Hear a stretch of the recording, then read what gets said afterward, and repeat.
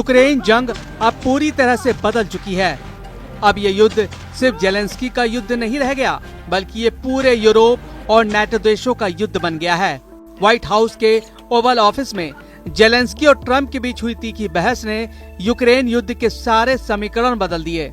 London में राष्ट्रपति Zelensky का जिस तरह से ब्रिटिश पीएम कीर स्टारमर ने स्वागत किया, उसने अमेरिका और रूस को हैरान कर दिया। हैरानी इस बात की भी हो रही है कि लंदन में रूस के खिलाफ आपातकालीन युद्ध की शुरुआत हो चुकी है।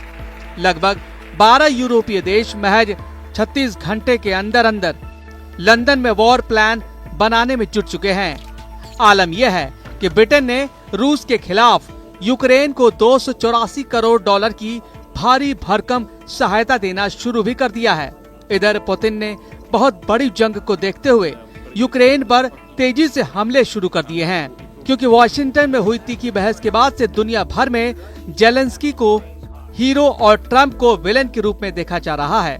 लेकिन बीच रूस ने यूक्रेन के बहुत बड़े इलाके पर हमले बेहद तेज कर दिए हैं, ताकि नाटो के हमले से पहले यूक्रेन के बड़े इलाके पर रूस का पूरी तरह से कब्जा हो जाए। यूक्रेन को रूस से बचाने के लिए यूक्रेन और रूस से सटे नाटो देशों के बॉर्डर पर क्यों तैयारियां शुरू हो चुकी हैं। खुफिया खबरों में दावा किया गया है कि नाटो देश पोलैंड, एस्टोनिया, लातविया और लिथुआनिया की तरफ से रूस पर हमले की तैयारियां शुरू हो चुकी है। यानी अब नाटो और यूरोपीय संघ के लाखों सैनिक रूस पर हमला कर सकते हैं। कुछ दावों के मुताबिक ब्रिटेन की राजधानी लंदन में आपातकाल युद्ध को जो तैयारियां चल रही हैं, वो सीधे सीधे तीसरे विश्व युद्ध की संकेत दे रही है। जरा देखिए, लंदन में यूक्रेन के राष्ट्रपति जेलेंस्की के सामने कौन कौन से यूरोपीय देश रूस से सीधी जंग को तैयार हो रहे हैं।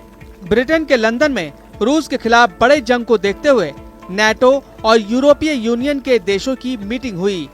हैरानी की बात तो ये रही कि राष्ट्रपति जेलेंस्की का यूक्रेन ना तो नाटो का सदस्य है और न ही यूरोपियन यूनियन का, लेकिन उसके बावजूद ब्रिटेन ने जेलेंस्की को मीटिंग में शामिल किया।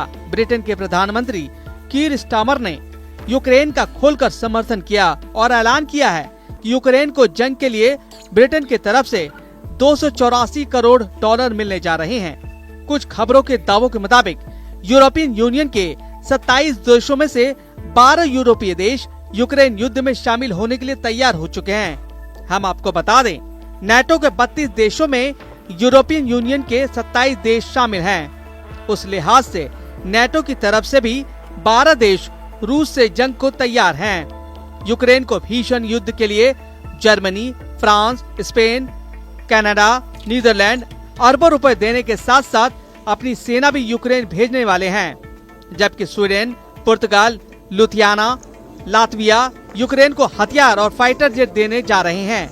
वहीं Norway, Ireland, Finland, Denmark, Austria, Moldova, Romania, Slovakia, Hungary, Poland अपनी सेना, पैसा और हथियार तीनों से मदद को तैयार हैं। पोलैंड ने तो नाटो और यूरोपियन यूनियन की तरफ से रूस के खिलाफ खुलकर जंग करने का ऐलान भी कर दिया है। इन हालातों को देखकर साफ कहा जा सकता है कि यूक्रेन और यूरोप किसी भी कीमत पर युद्ध रोकना नहीं चाहते और न ही पुतिन के साथ युद्ध विराम को तैयार हैं। जानकारों का दावा है कि यूरोप और अमेरिका को छोड़कर नाटो देशों को लगता है कि अगर रूस ने यूक्रेन को जंग में हरा दिया तो फिर पुतिन यूरोप को भी रौंद डालेंगे। हालांकि राष्ट्रपति ट्रंप का साफ कहना है कि ऐसा संभव नहीं है। इसलिए जब राष्ट्रपति जेलेंस्की के साथ राष्ट्रपति ट्रंप की तीखी बहस हो रही थी, उस वक्त ट्रंप ने जेलेंस्की पर गुस्सा दिखाते हुए कहा था कि जेलेंस्की यूरोपीय देशों के साथ मिलकर तीसरे विश्व युद्ध का जुआ खेल रहे हैं। जेलेंस्की दुनिया को थर्ड वर्ल्ड वॉर में झोंकने की तैयारी कर रहे हैं।